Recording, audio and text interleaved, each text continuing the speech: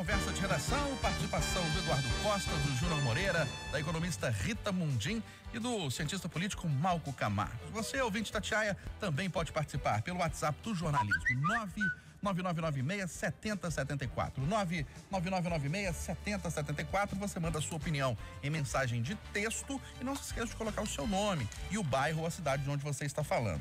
Bom, com a criação de mais leitos de UTI em decorrência da pandemia, Belo Horizonte pode ter um grande desafio para manter parte deles, garantindo o fim da espera por uma vaga por parte de pacientes não Covid, Júnior Moreira. Porque com uma certa estabilidade da pandemia em Belo Horizonte, leitos destinados à UTI podem ser desativados. Aí fica a preocupação. Será que eles vão ser mantidos para outras doenças? Bom dia mais uma vez. Bom dia para todo mundo. Pois é, Eustáquio, eu sempre achei e sempre falei quando esse assunto caía aqui no Conversa de Redação, e é um assunto muito caro para nós da Itatiaia, né? Principalmente para quem fica na redação ali e vez ou outra atende um telefonema, né? É impressionante o tanto de pessoas que precisavam de leitos antes da pandemia, né? Pessoas que vinham até aqui a rádio pedir ajuda de uma forma ou de outra para conseguir transferência de um parente, internação de um parente, né? E eu sempre achei que isso era falta de vontade política para resolver o problema, sempre achei, né? Sempre imaginei que fosse possível a gente não viver desse jeito, não viver com as pessoas morrendo na fila de hospital, esperando um leito e nada acontece, e ninguém se sensibilizava por isso, né? Olha, tomara que passando isso não venham umas desculpas como eram antigamente.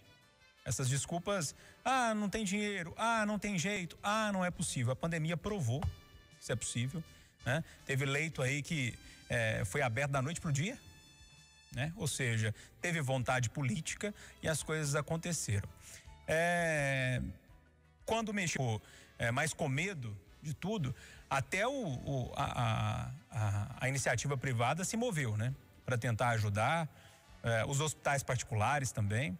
Enfim, Eustáquio, resumindo a prosa, para não me alongar muito, sempre imaginei que fosse falta de vontade política e essa pandemia nos provou. Agora a Itatiaia vai ficar de cima, porque se há como resolver esse problema, a gente não vai aceitar todo dia pessoas chegando aqui na porta ou ligando para a redação da Itatiaia em busca de uma internação, de uma transferência. Se os políticos não nos deem de novo ou várias vezes a mesma desculpa que nos deram sempre, que era que não tinha jeito, que não tinha dinheiro, que não tinha como.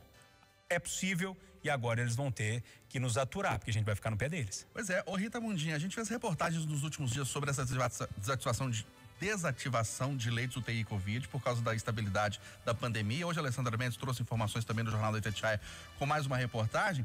E o que a gente ouviu de gestores da saúde, de diretores de hospitais, é que a pandemia deu uma estabilizada, então podemos desativar os leitos. Aí a gente perguntou, mas e se a pandemia piorar? Não, a gente reativa o leito em poucas horas. Então é possível. Bom dia para você mais uma vez. Bom dia, Eustáquio. Bom dia a todos. Eu vivo repetindo aqui que as decisões são políticas, né? E afetam a economia e, consequentemente, a vida do cidadão.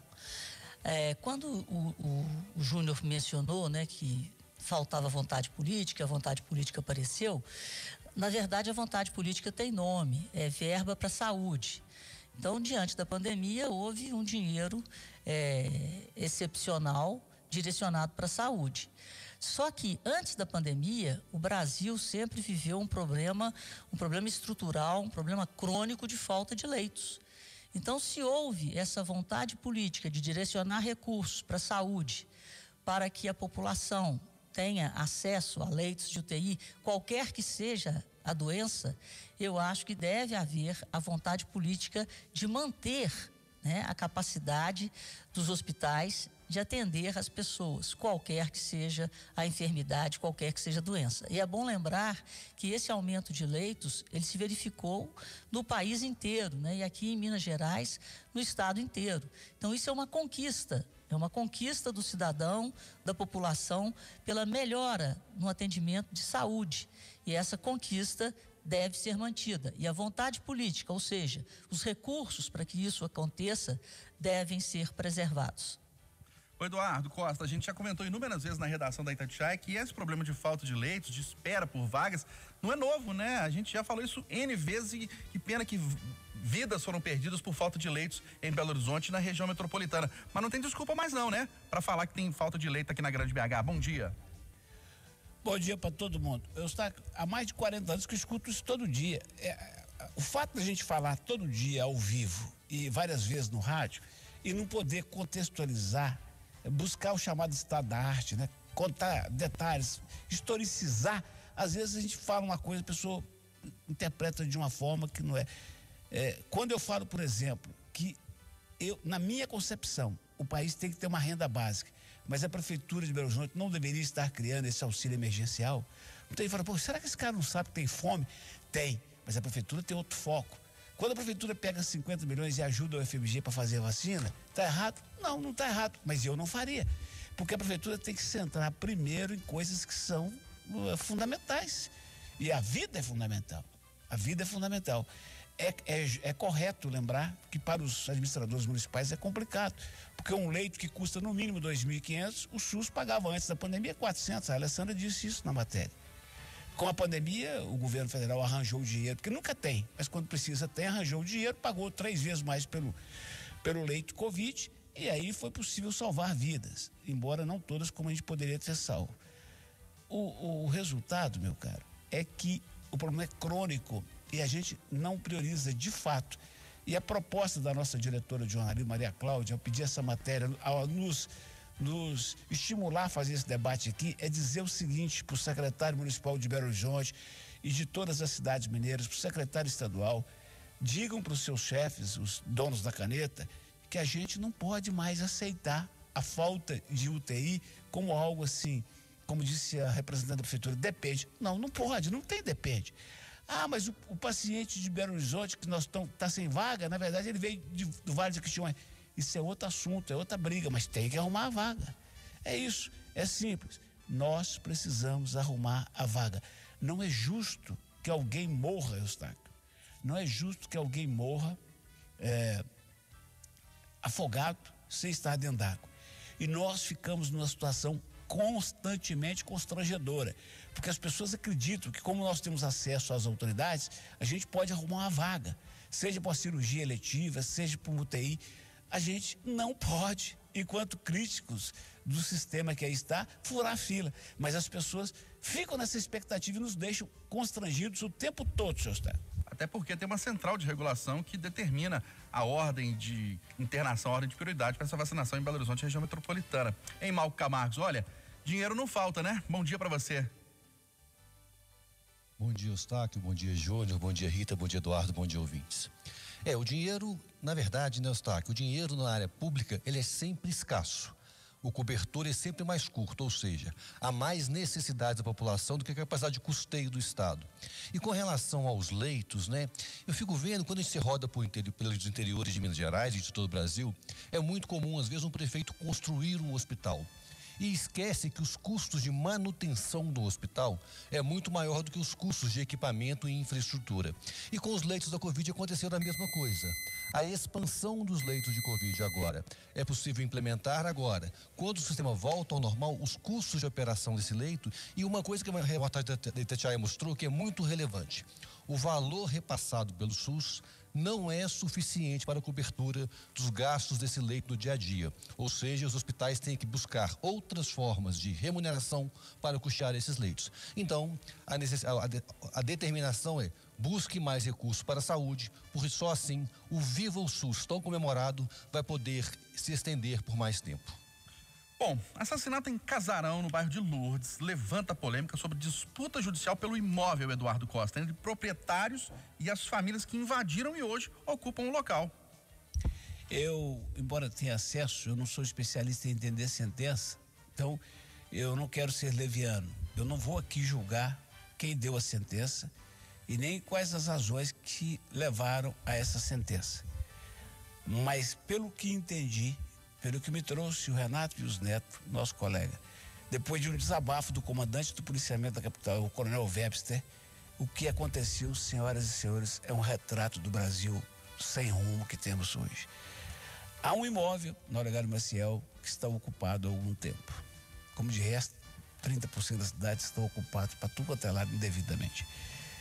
Houve um assassinato. E os que ali estavam, para fugir da responsabilização, saíram todos. Nesse ínterim, não se sabe como, os advogados do legítimo proprietário do imóvel ocuparam o imóvel. E a PM se sentiu aliviada, falou, um problema menos para nós todo dia. Só que um advogado, a OAB, foi à justiça e a juíza mandou todos os ocupantes voltarem e ocuparem, dizendo que enquanto a prefeitura não arrumar a casa para que essas pessoas sejam acolhidas, que elas merecem ficar lá. Então, resumindo, a prefeitura vai continuar do jeito que está, né? O governo de Minas vai continuar do jeito que está, caladinho, e o verdadeiro dono, atenção, esse é o entendimento grosso modo, o verdadeiro dono, senhor Eustáquio, foi convidado pela justiça a sair para que os invasores retomassem. Você concorda, Júnior Moreira, que é um retrato do que a gente vive nas grandes cidades e Belo Horizonte não foge disso, essa questão de invasão? Pois é, Eustáquio, eu fui contemplado pelo Eduardo, eu até ia passar a minha vez, mas eu acho que vale a pena. A mensagem acabou de chegar aqui no meu Instagram de um ouvinte, porque eu falei mais cedo de outro caso no Café com Notícia e usei a palavra invasão, a mesma palavra que você usou agora. E esse ouvinte está falando comigo, você não sabe o que é invasão, você não sabe o que é ocupação, eles estão ocupando aquele lugar. Então, com todo carinho, com todo respeito ao nosso ouvinte, chama Ricardo, que mandou a mensagem agora. Ricardo, suponha-se que você tem uma casa no campo ou que você tem uma casinha na praia. E aí você está aqui em Belo Horizonte e chega lá na sua casinha de campo, sua casinha de praia. Ela tá cheia de gente. Entraram lá na sua casa. É uma invasão ou uma ocupação? Eu acredito que você vai me responder que é uma invasão. Então, portanto, esse imóvel está invadido, porque ele tem dono e não ocupado.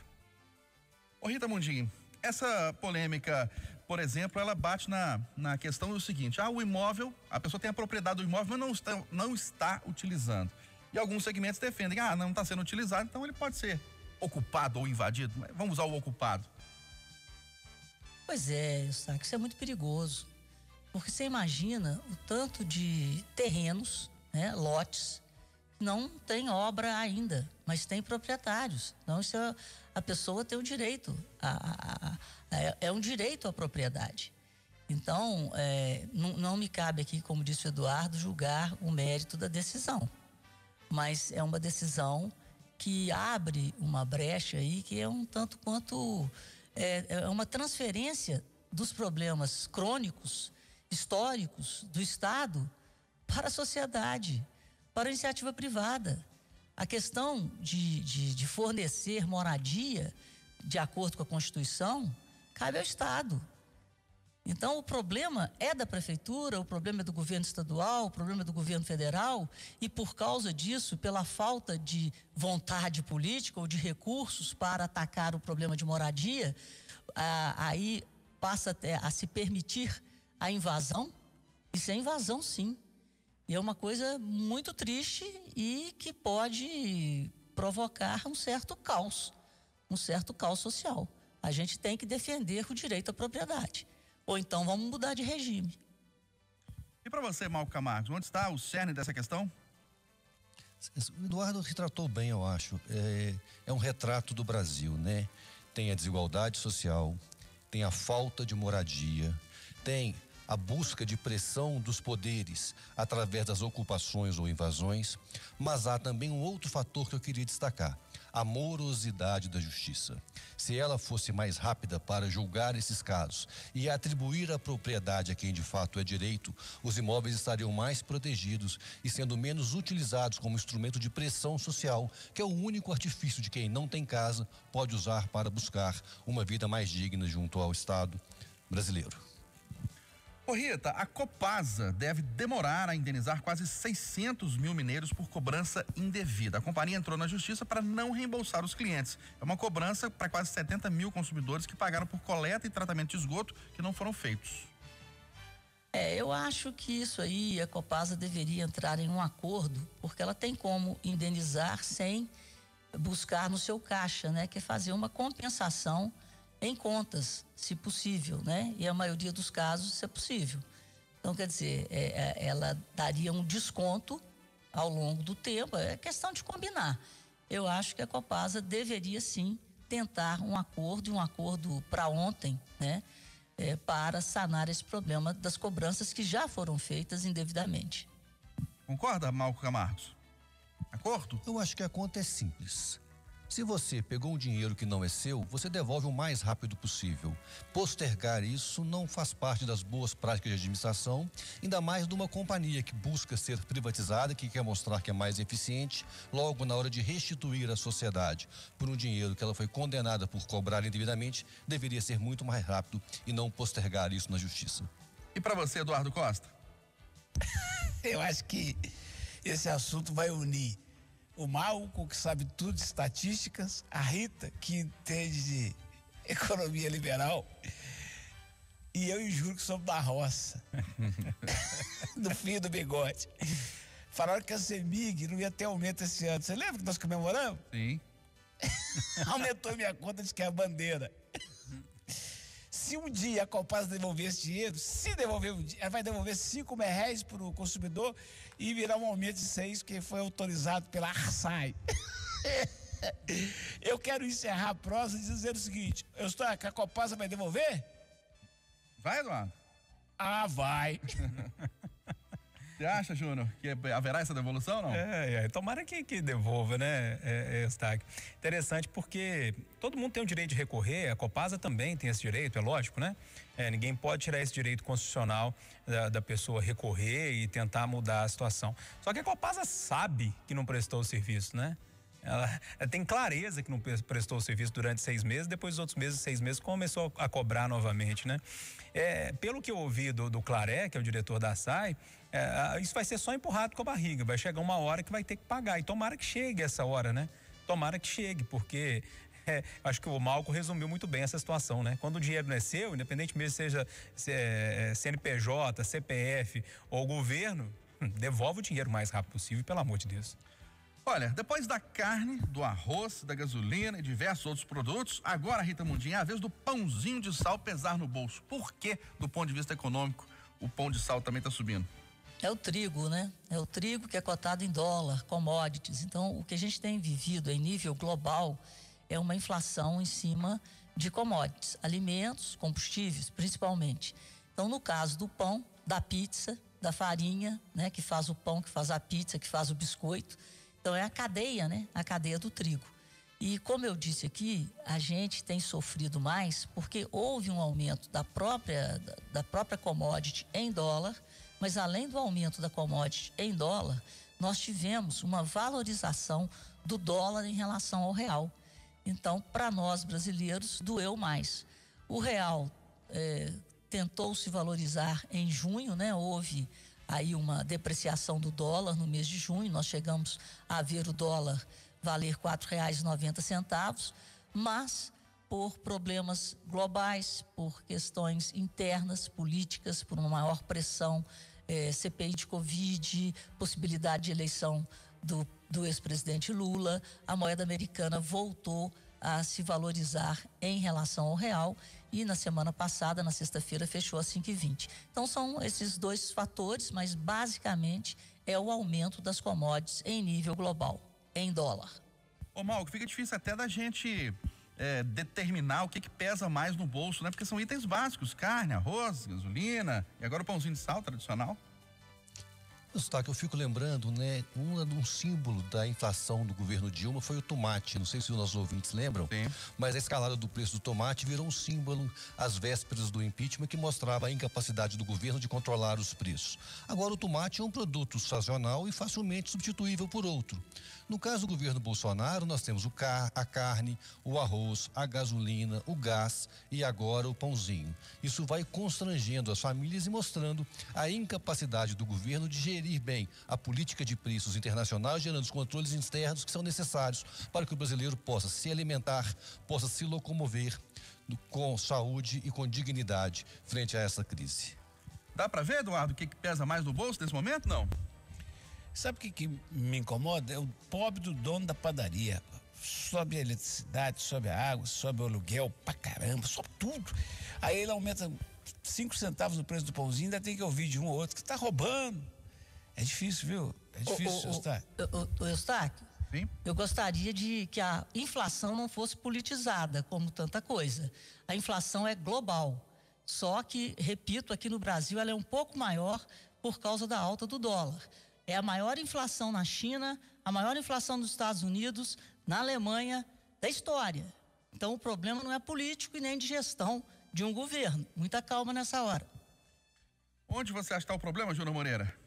Eustáquio, não sei, eu só sei que depois de ver a carne subindo 30%, arroz 30 e tantos, 40%, o pãozinho francês não me assustou tanto. Pela pesquisa do Feliciano Abreu, do ano passado para cá, né, de julho do ano passado, na comparação com esse julho agora, subiu cerca de 9%, quase 10%, né? Acho que é um aumento razoável quando você olha para a inflação, né, que a gente está vivendo. De qualquer forma, é um aumento, vai complicar a vida da pessoa no dia a dia. Mas o pãozinho me pareceu que não vai ser esse vilão tão grande assim, como a gente está vendo no arroz, como a gente está vendo na questão da carne, não. 8h57. Vamos falar de Olimpíada, gente? Vamos falar? Repercutindo demais, meu caro Eduardo Costa. A medalha de prata da fadinha no skate. 13 anos de idade, nasceu ali em 2008 e tá com prata, né? Ali em 2008 e é prata nos Jogos Olímpicos de Tóquio.